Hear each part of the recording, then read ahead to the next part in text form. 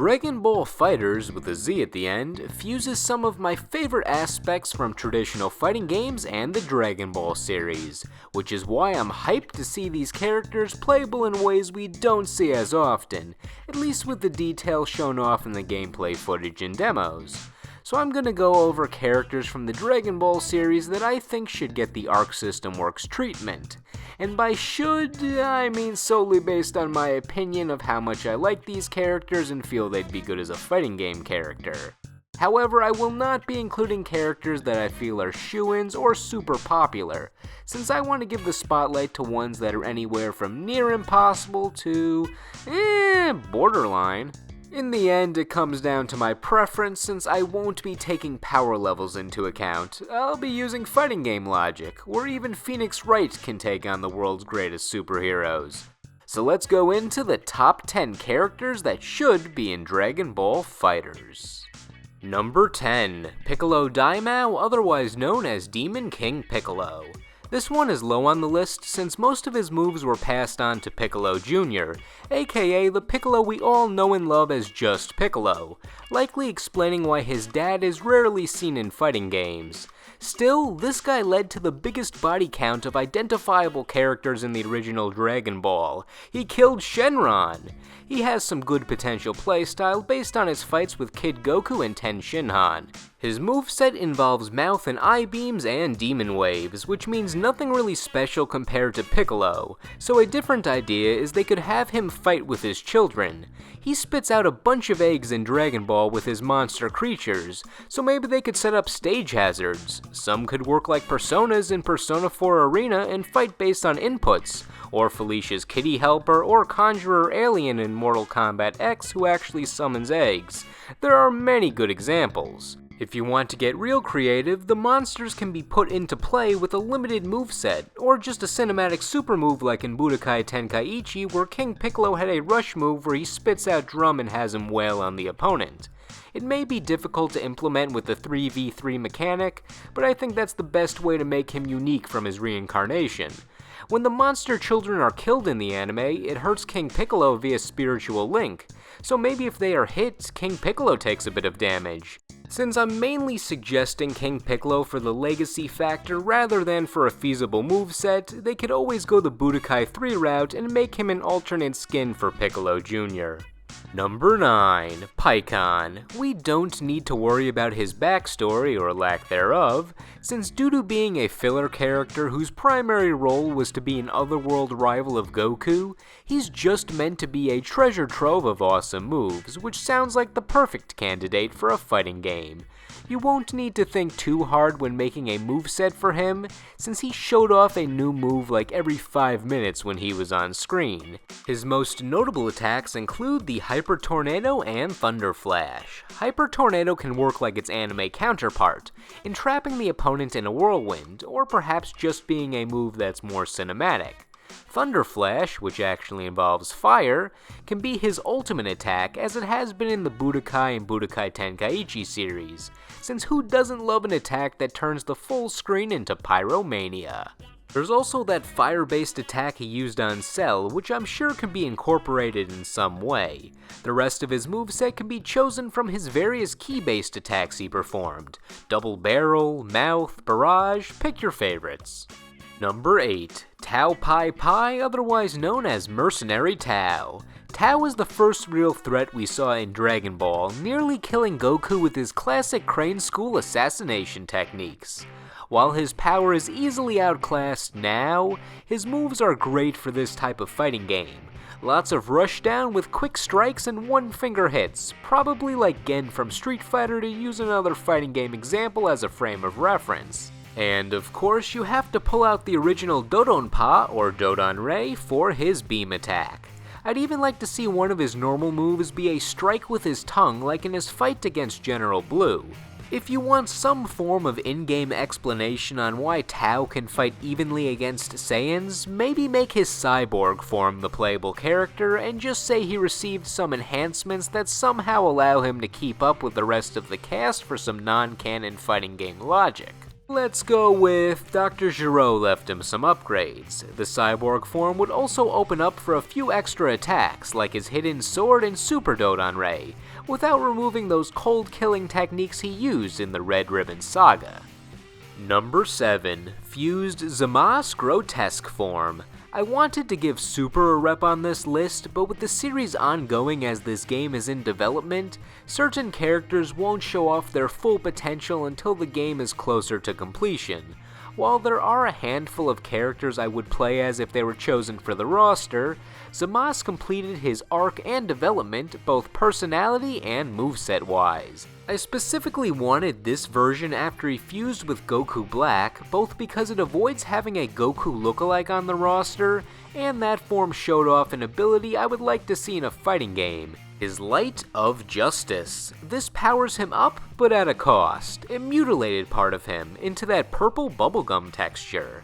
Translating this into a fighting game setting, this could be a temporary power-up at the cost of his health, like sacrificing 5% of his health bar for increased strength and speed to emulate the cosmetic trade-off. His Holy Wrath can be a super move, even if it's just another giant ball of death. And all of those divine energy tools can make for some fun attack strings or special moves, like his hand sword he loves to use so much. I personally think his grotesque form looked the coolest as a design, so I'd like it if that could be his default form to really make him stand out. And if the developers feel he's too strong to be powered down for the sake of balance, he would make a great 3-form final boss at the end of the arcade mode. In the first round, first form is either Goku Black or Zama's. The round after you beat him once, he fuses with his other half, and for the final round, he calls for the Light of Justice, transforming into super cheap boss mode. Maybe putting that giant arm to good use for some sporadic, unfair armor. Number 6. Deborah. Deborah used to be featured in a lot more DBZ media, but now I feel he's been relegated to, oh yeah, Deborah exists in this series. He may not have fully lived up to his potential, but everything else about him was badass, from his attacks to his voice to his occupation of Demon King. His skills are unique enough where he could have a solid moveset that does not feel like a reskinned version of another character.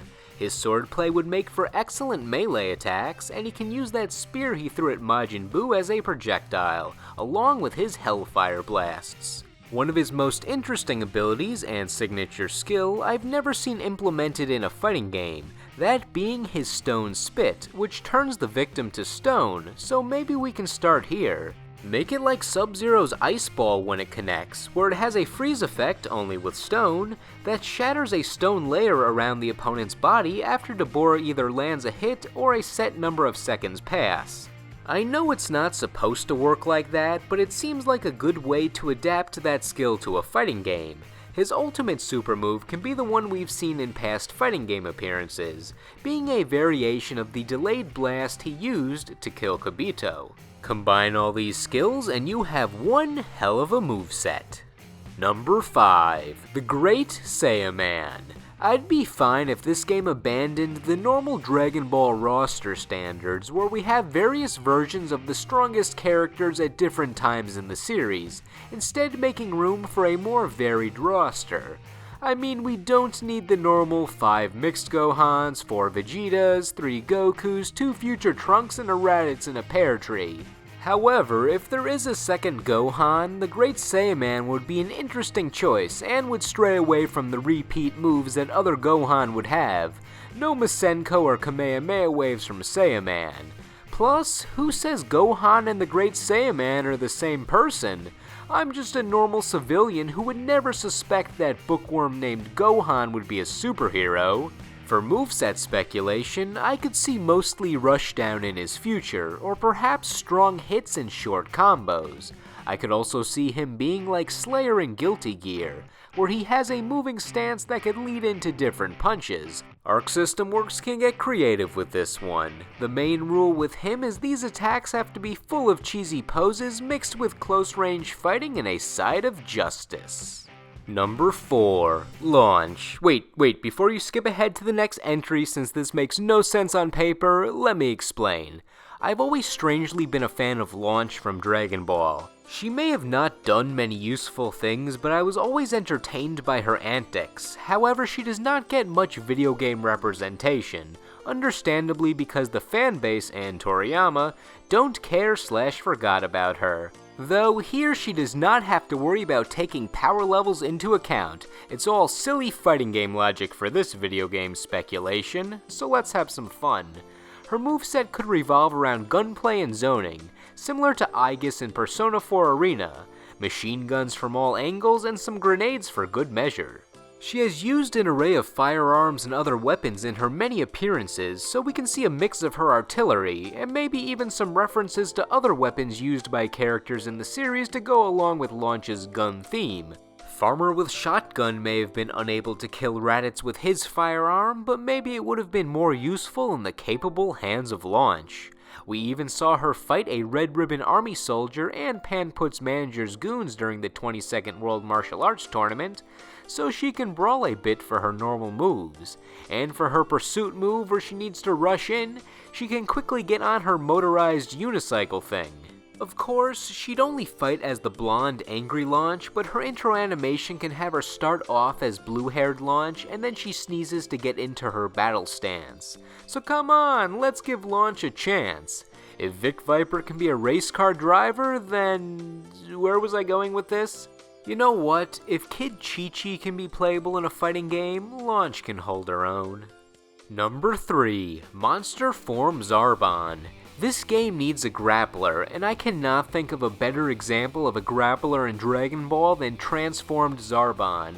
Except maybe Broly, but what Dragon Ball game in the last 10 years has not included Broly?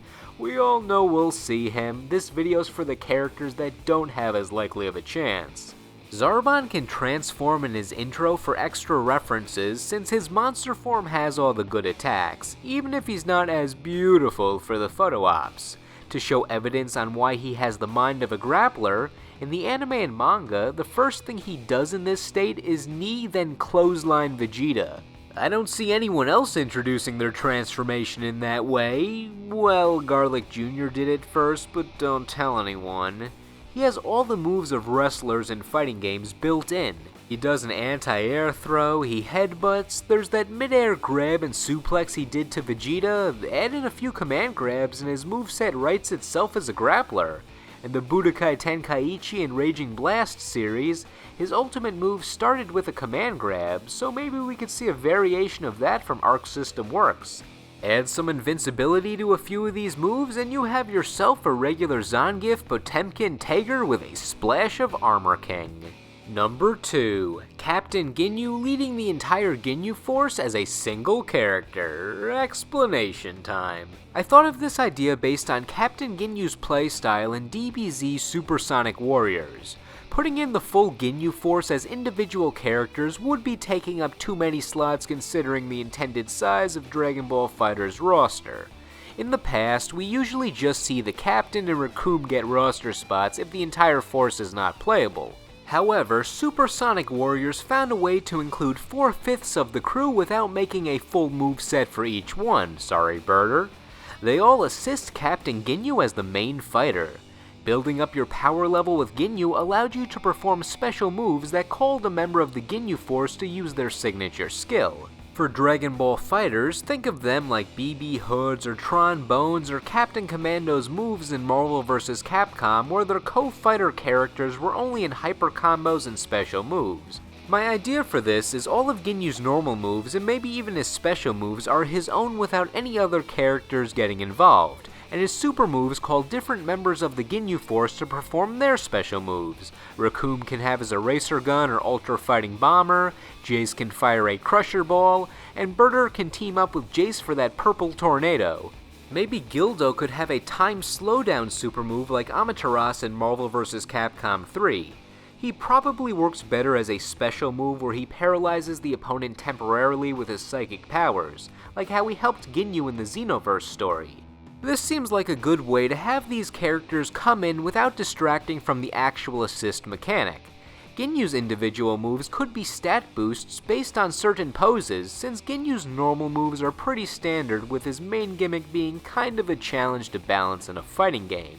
That being his body change ability, unless he swaps bodies with Goku off screen for a super move. I like when Raging Blast did it. Goku was just looking in the complete opposite direction of the fight, pretending it wasn't even going on, as if he awkwardly did not want to make eye contact with Ginyu. Or if you just want to make the body swap a visual reference while adding in a super reference, you can make the captain swap bodies with Tagoma for his intro. But hey, whether they go the solo route for Ginyu or have the full force fighting as one character, I'll be happy if Ginyu makes the cut. Number 1. I don't actually have a dramatic build up for this one like I normally do, so here it is. Master Roshi. For being the master of the core skills Goku and friends learned, he does not get the fighting game representation he deserves. From a fighting game perspective, who doesn't love having that elder master on the roster? And for the Dragon Ball perspective, Roshi's a badass when he wants to be, and knows some of the best grassroots martial arts techniques that we may not even know about. For his playstyle, besides giving him the original Kamehameha wave, many of his melee attacks could be based on his performance in the World Martial Arts tournaments. They could go the route of taking specific techniques like his Drunken Fist and Hypnosis, or just visually copying some of his punches, kicks, and other attacks. His ultimate technique can be his Lightning Surprise, considering it's a forbidden last resort technique, and there's just something unique and mysterious about it. You could also option for the Mafu Ba, or Evil Containment Wave, but since it's meant for the evilest of all evil and ends with the enemy getting entrapped, I don't see it being an integral part of his moveset. I guess he could smash the rice cooker after he contains them so they can continue the fight, but that would make the reason for using this attack pointless. It would just be like Garlic Jr.'s Dead Zone ultimate attack in Budokai Tenkaichi, where he traps his opponent in the dead zone, which allegedly is impossible to escape from, and lets them escape after the damage is dealt. Unless this game decides to add instant kills akin to Guilty Gear or Cyberman X Yamcha. Regardless of the game mechanic, Roshi has hundreds of moves and one pumped up form to choose from. It all depends on what type of fighting style Arc Systems decides to choose. They can even just have the deceivingly frail looking Roshi without any of his buff power-up. With Roshi's legacy in the series and increased combat screen time in Super, I think he would make an excellent choice that spans across the series timeline. So we conclude this training session with Master Roshi as the #1 Dragon Ball character I would like to see in Dragon Ball FighterZ, at least of the ones I felt needed some sort of bump in support. So what did you think of these choices? Did you like them all, or most of them? I know the launch choice takes away the full agreement notion from a lot of folks. Which unlikely or borderline characters that were not discussed do you think should make the cut for Dragon Ball FighterZ? Let me know in the comments. Thank you all for watching. If you enjoyed this video, then I am pleased and will eat the cupcake of celebration off screen here. Anyway, I will see you all in the next video.